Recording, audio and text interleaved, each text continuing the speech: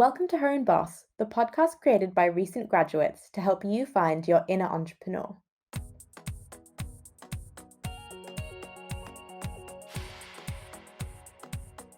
Her Own Boss is created by Anissa, Ben, Sarah, Megan, Lucy, and me, Nikki. Alex Farrell is a serial entrepreneur, founding companies such as the IT job board and Giftwink in the recruitment and e-commerce industries. Currently, Alex is the CEO of Workfinder, a work experience platform that is kind of like a dating app for students, matching young people up with meaningful work experience opportunities in startups and scale-ups. We talk all about the importance of work experience in defining your career path and how Alex has defined her career from law graduate to founder to CEO. Enjoy! This episode is sponsored both by Rise, created by Barclays, and Barclays Eagle Labs. Rise is a global community of the world's top fintech innovators on a mission to connect technology, talent, and trends, and to accelerate innovation and growth in the financial services industry. Eagle Labs are a national network that supports individuals, businesses, and corporates innovate and grow across a broad range of different sectors and with varied capabilities. Hi, Alex. Hello there. How are you doing? I'm good. How are you this afternoon? Yeah, very well, thank you. Are you ready for our quickfire questions? As ready as I'll ever be. Perfect. Okay, so the first one is, would you rather be able to fly or be invisible? Oh, that's a difficult one, isn't it? I have regular conversations with my son about these superpowers, so this isn't new to me. I would rather fly, easily fly. And then in a movie about your life, who would you want to play you? Oh gosh, that is difficult. I guess it depends if you're going comedy or they're playing it straight, really. There's some sort of really funny female comedians out there. Is it Kirsten Wiig, people like that? So I guess if it was a funny Yes, movie, yeah. I'd want somebody like that. If you were going to have it played straight, you'd obviously want someone like Meryl Streep or someone like that. But no, I think I'd go comedy. I think I'd go Kirsten Wiig. I think everyone would want Meryl Streep to play them, whether or not she looks like you or not. Absolutely, yeah. That's the ultimate, isn't it?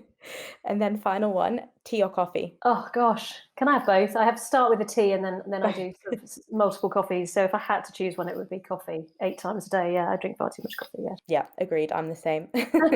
absolutely. Cool. So it's so great to have you on the podcast. The whole team are really excited to have you on. Just to kind of get us going, do you want to introduce yourself to all of the listeners and tell us a bit about you and what you do? Well, look, it's my pleasure to be on. So thank you for inviting me. So I am the CEO of a business called Workfinder, which is a technology platform that matches young talent with work experience. It's an app and a web platform. My background is I'm an entrepreneur and I focus on two-sided marketplaces. Fantastic. And I definitely want to ask a bit more about your background a bit later, but I think to start off with a bit more about Workfinder, because I remember when I was in uni and looking for work experience, I feel like there was nothing really like this. And the traditional way that you got work experience was to ask an uncle or an aunt or speak to your parents and be like, hey, are any of your mates like got any work experience going? So what is kind of the essential model for Workfinder and what was the inspiration behind it? You've hit the nail on the head. I mean, work experience is an interesting area because it's very, very, very fragmented. And it's not like a job where everybody knows what a job is. It's a defined unit. Everybody knows how to find one, where to find one, what it entails. Work experience can mean many things to many people. It can be paid or unpaid. It can be structured or unstructured. There isn't a sort of finite supply. No one really always knows where to find it. And it's largely kind of almost split in two. It's either very structured internships at big companies, and there's actually a relatively small amount of them considering the size of the young person population who wants them, or it's a free market where it's exactly what you said. You ask people you know, you network, you actually create the opportunities by asking for it rather than applying to a structured listing, as it were. And Workfinder, I mean, our mission is to democratize work experience. It should be available to all. Work experience is the biggest barrier to employability in this country. You often can't get a job unless you've got some experience. Wow. Yet the ability to get work experience is very limited. It's very fragmented. And actually the sort of, I guess, accepted amount of work experience is very low. People expect to only get sort of one cycle of work experience while they're in higher education, or one cycle or 2 cycles of work experience at school. Actually, we believe you need 6 to 8 cycles of work experience before you actually have a really good understanding of what you want to do. And some of it actually should be bits that you don't like as much as bits that you do. So yes, Workfind is a two-sided platform, and we match young talent with companies to get them cycles of work experience. The young person benefits by getting brilliant work done and experiencing work as a result. And the company benefits by getting brilliant work done by a motivated and flexible workforce. Wow, I can't believe that lack of work experience is the number one barrier to employment. I think that, yeah, that's insane. And I think what you're saying there is right. So a lot of people think like, oh, I'll just do 1 or 2 work experiences, just a couple of weeks, and then I'll know what I want to do. But in reality, I think it takes a lot longer than that, because I've been out of uni for 2 years now and I still don't know exactly what I want to do for the rest of my career. So it's interesting that we would expect young people, even before they get to uni, to do a work experience placement and then know exactly what it is that they want to do. What are the kind of skills that people get from the Workfinder placements? What's kind of unique about doing that versus going through one of the kind of corporate structured work experiences? So that's a good question. And actually there's almost sort of a couple of different ways that people give work experience. And one is a structured program in which people work shadow other people and watch how they do it. The Workfinder way is slightly different. We ask our young talent to do actual work. And then as a result of them doing the actual work, they earn those skills that will take them through to their future career. So there are a number of different ways you can do work experience, as it were. And some structured schemes out there are brilliant. Some of the big companies out there are excellent at this and have been excellent at it for many years. But there's not enough of them to go round. And often those internships are very long. They're sort of, you apply in the September and you get your 3-month internship the following summer. So it's a very structured program. What Workfinder does differently, I think, is 2 things. Is one, access to a larger range of work experience opportunities. So what we don't do is just offer young people access to those kind of internships from those big companies that people will have heard of. Our absolute focus is startups and scale-ups, which is a huge segment of companies. There are millions and millions of startups and scale-ups in this country, whereas actually there are only tens of thousands of big corporations in this country. So the scale of opportunity is much bigger. The second is the type of work experience available. What we offer at Work Experience is the ability for companies to post real work projects as opposed to just work shadowing. So if a startup or a scale-up says, I'd like 2 weeks of UX work done, or I'd like someone to do my Instagram channel for me for 4 weeks, they can post that. Now, feasibly, it's not work experience, it's work. It's an actual piece of valuable work that actually the company finds hugely valuable, but that the student can get work experience through doing. So that's the main difference, actually, is the fact that we offer companies the ability to post work projects as opposed to just what traditional internships be more about learning and less about executing, which enables the startups and scale-ups to get in on the act. And it enables students to actually get some great valuable work done. So instead of saying I shadowed somebody around their job, I actually did the job. And at the end of it, I produced my project and I can see that it's been impactful because I can see it on their social media feed, or, I can see they've got 3 more customers as a result. That's so cool. And this has just popped into my head. I might be kind of off the mark here, but it kind of sounds like a dating app, but for students and work experience. Is that a fair statement? It is a fair statement. You could say it's Tinder for work experience. I haven't, you said it, but we're nearly there, right? Nice. So most two-sided, you're right, most two-sided marketplaces is some kind of matchmaking process in the middle. And any kind of talent platform is the same, right? I want this, you want that, is there a match here? So I would like to do this work or gain these skills on the candidate side. I need this work done on the company side. Then there's some magic in the middle, right? Now, what's really brilliant about two-sided platforms is you can use data and artificial intelligence to make that, work a bit like a dating platform. Historically, recruitment platforms would say, here's a list of things, jobs or opportunities, and the candidate would just search through all of them. That was the model about 10 years ago. What happens now? It goes, tell us what you're into, and we'll serve you 3 or 4 that are absolutely great. You don't need to search through the thousands that we've got on our platform. We're going to serve you the right one. So when you say you're a second-year maths undergraduate at Loughborough, and we know that means you're taking these modules, we might go, actually, have you thought about cybersecurity? This firm's around the corner from you. Claire's the chief product officer. Why don't you do 2 weeks worth of UX with them? So the data you get both from the company, they're a cybersecurity firm, they need some UX work done, and the student, she's studying computer science at, wherever, means you can be an online dating agency, I guess, for want of a better analogy, for, I need this, you want that, yeah. And that's what all platforms do. They match supply and demand, or they match, production and consumption. I don't think it's a bad analogy at all. And actually, if I don't want to take that dating analogy too far, but it is a good one.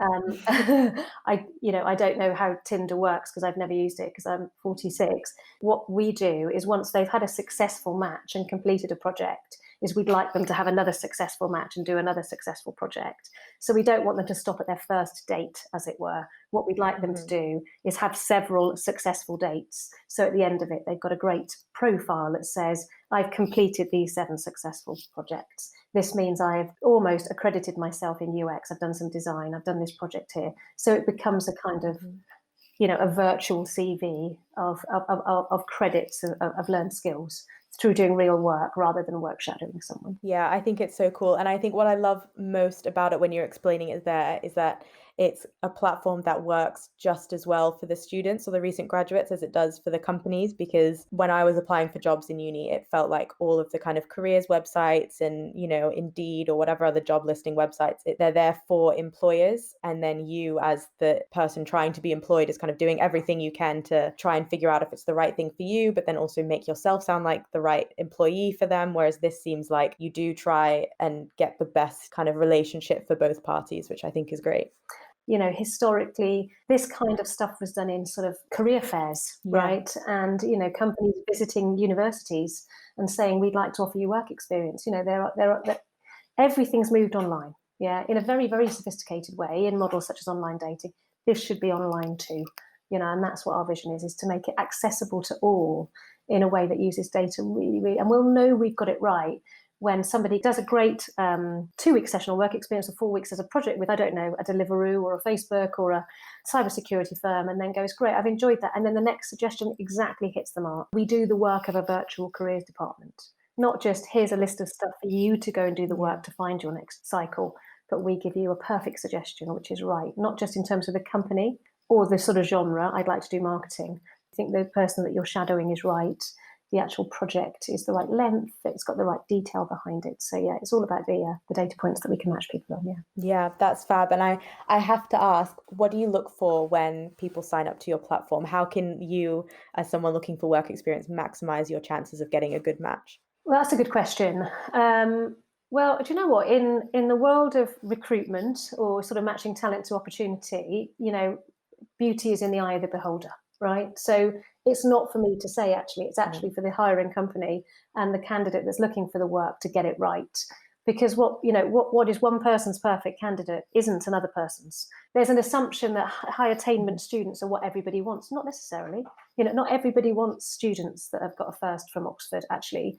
Lots of companies say, well, I'd actually like diversity in the mix. And I'd like people who've not necessarily got the top mark from Oxford, but have shown that they've been resilient through their background and achieved more than they could have done if they hadn't been given back. There's lots of different things that companies are looking for. So it's an interesting question. What should I put to get the right placement? It depends on who you're applying for. Yeah. So what you have to do is look at the company you're applying for and the opportunity that they're offering and just tailor your application to it. So if a company says, I'm looking for somebody to do 2 weeks worth of UX experience, simply saying, I've looked at your company, I've referenced how you currently do it, this is what I think I could bring to that role. But just showing that you've taken into account what the company does is pretty much what most companies are looking for, because that makes all the difference. Yeah, definitely. I think that's a piece of advice that you kind of continually get whenever you're going for a new job or trying to change roles, is just to be specific. I know it can be so tempting when you're about to leave uni and you're like, I just need a job, to just send like blanket applications. But I think it's always better to take your time and be picky about where you would actually want to work and then adjusting your application in that way. And you know what? There's nothing wrong with being genuinely enthusiastic when you feel it.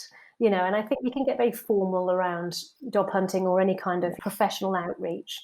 But actually, everybody wants to work with somebody who's enthusiastic about their company and about them. So, I've seen you. I love what you do. I think it's amazing that you're doing X, Y, and Z. And I'd really like to work with you because of that. That goes a million miles. I think we live in a world where people are looking for a personal connection. Yeah. And we don't always have to be that formal at work. We can show that we're enthusiastic or curious or interested or proud of what we can bring. So I think having a genuine openness and enthusiasm to make it more personal to stand out is really worthwhile too. Yeah, definitely. What kind of work experience did you do growing up before uni, during uni, to kind of bring you to where you are today? Oh gosh. A big question. I mean, obviously, I didn't have the benefit of online platforms when I was going through school and university. I'm actually from South Wales, from Swansea, and I went to university in Plymouth.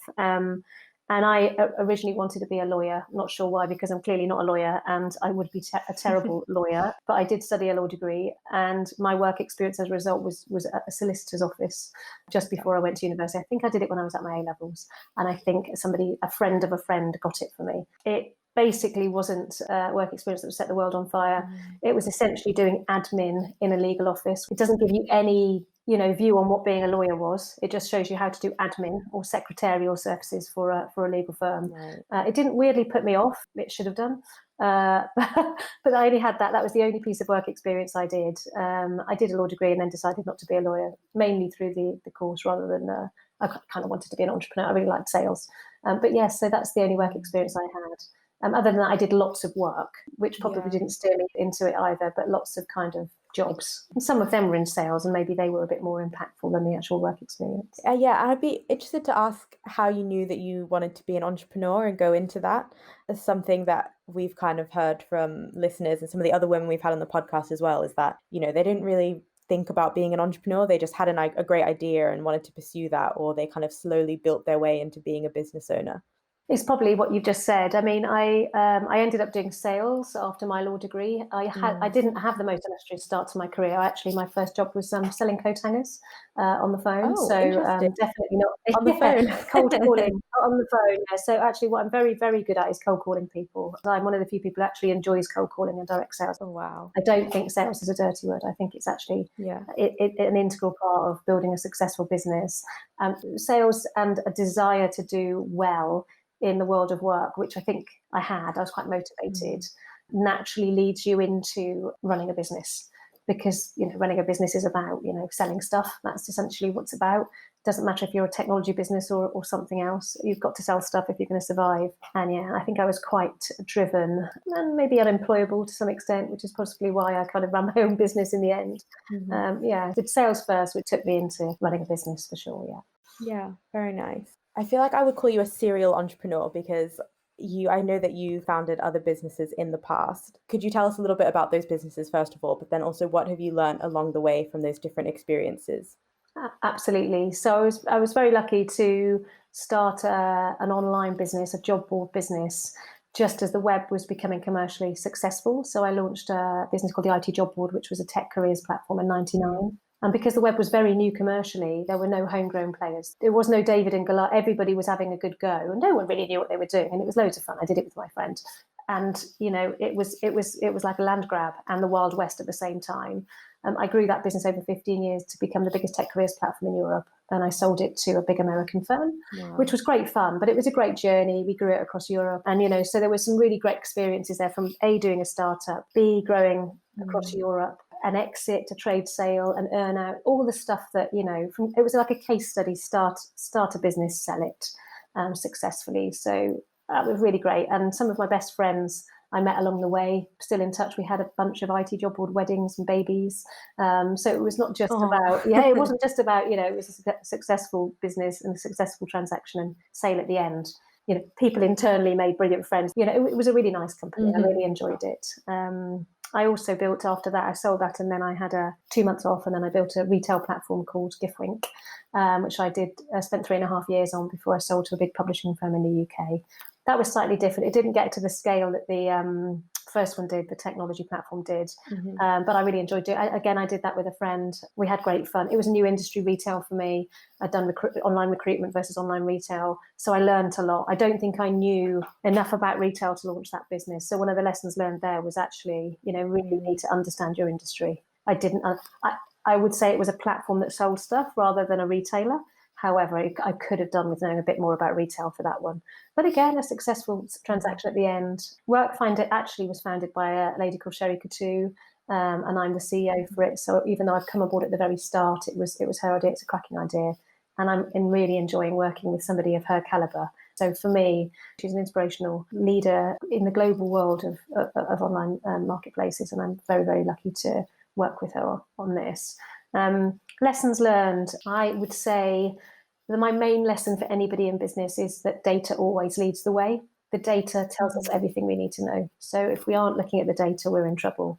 And if we ignore the data, it's really at our peril. So looking at the data predominantly around our customers will tell us everything we need to know.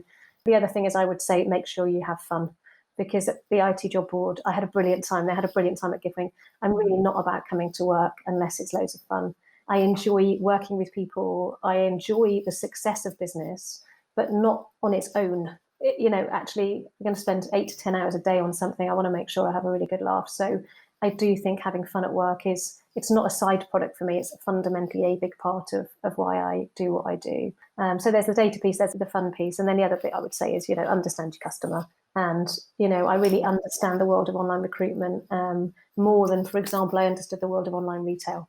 What are the drivers for the customer to spend more money here or to spend more frequently here? People in retail would have known that. I didn't know that. I had to learn it very quickly.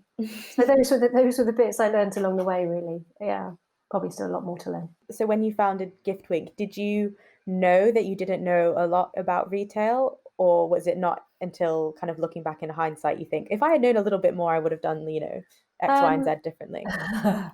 I didn't know. They say you don't know what you don't know. So Yeah.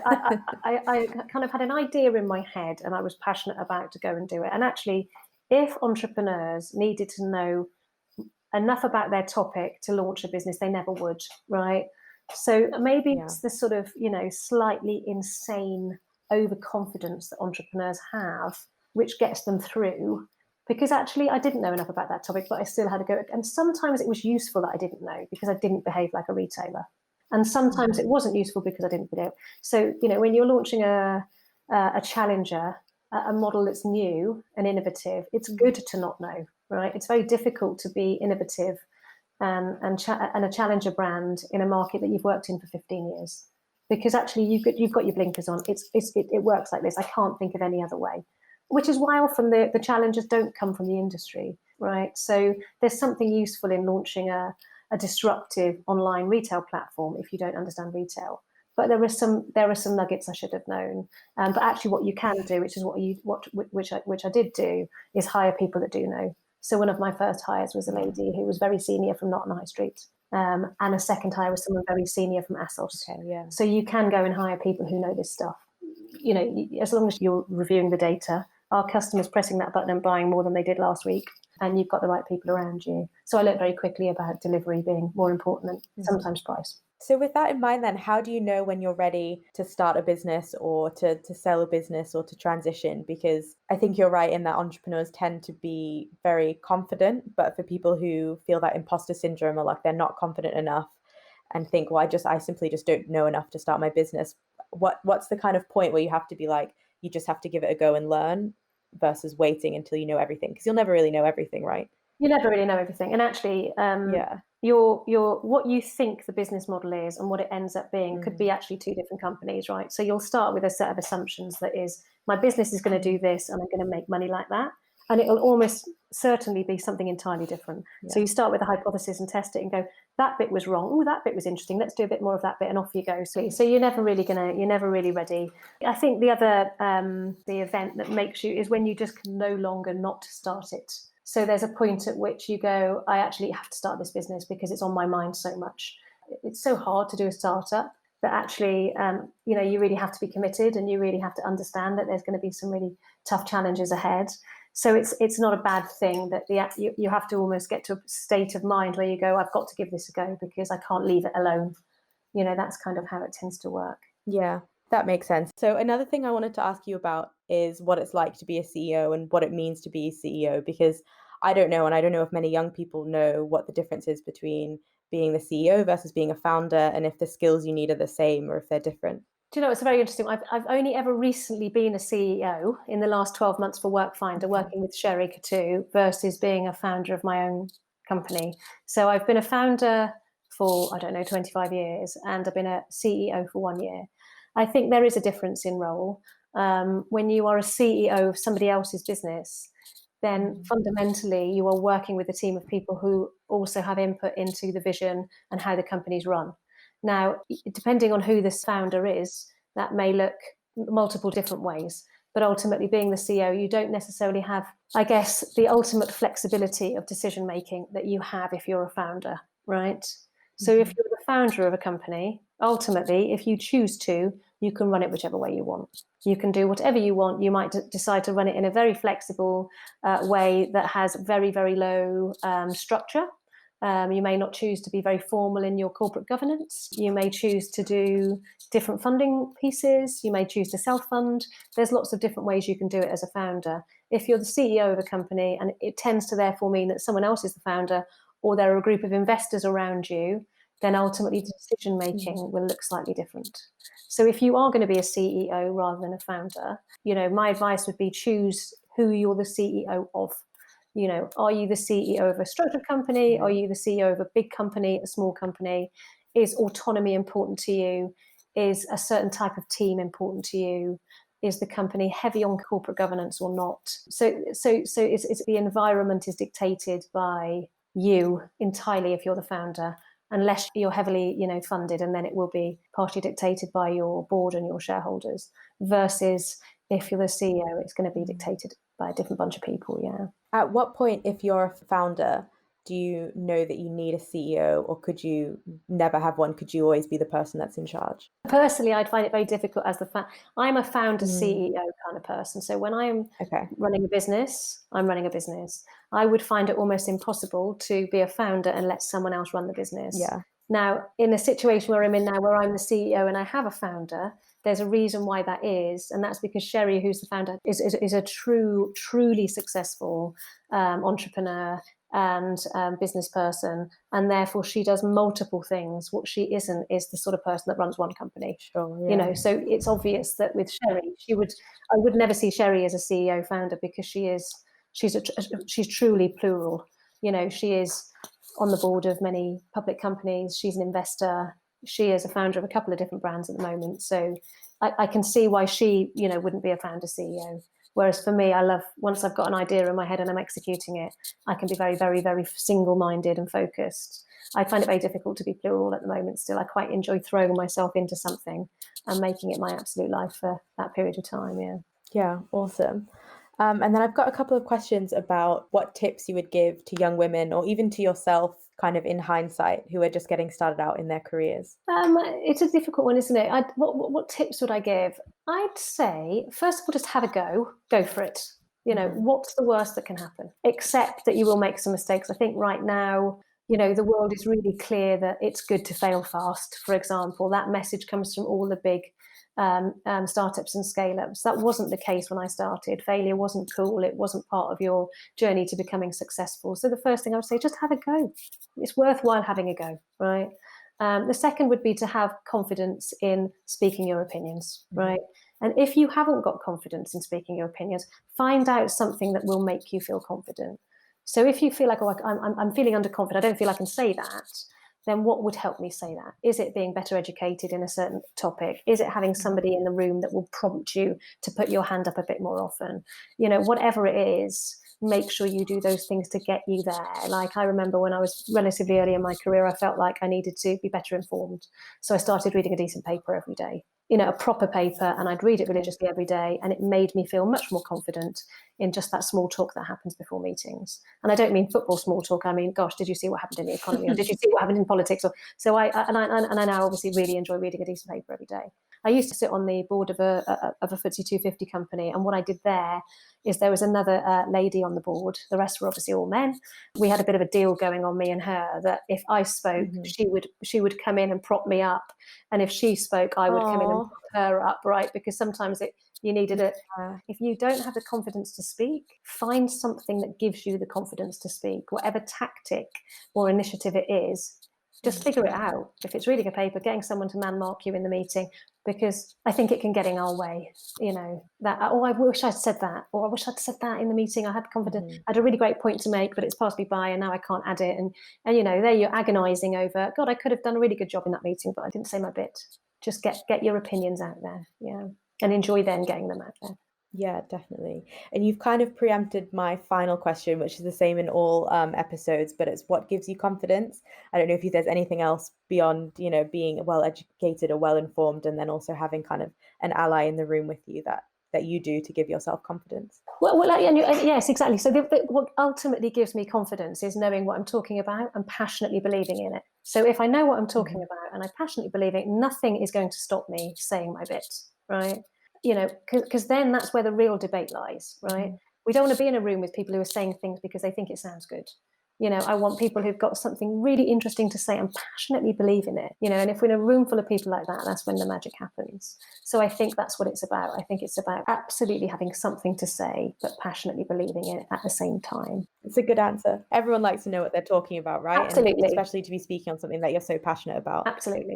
Yeah, definitely. Absolutely. Thank you so much for coming on the episode. This has been super insightful. It's been great to hear more about Workfinder. Again, I wish that it was around when I was in uni, but then also just about your career experiences as well. Well, it's been a real pleasure to talk to you. Thank you for having the time for me this afternoon. I really appreciate it. Thanks for listening. Don't forget to leave us a review and let us know who else you'd like us to interview. You can find out more about us by searching Her Own Boss Podcast on Instagram and LinkedIn.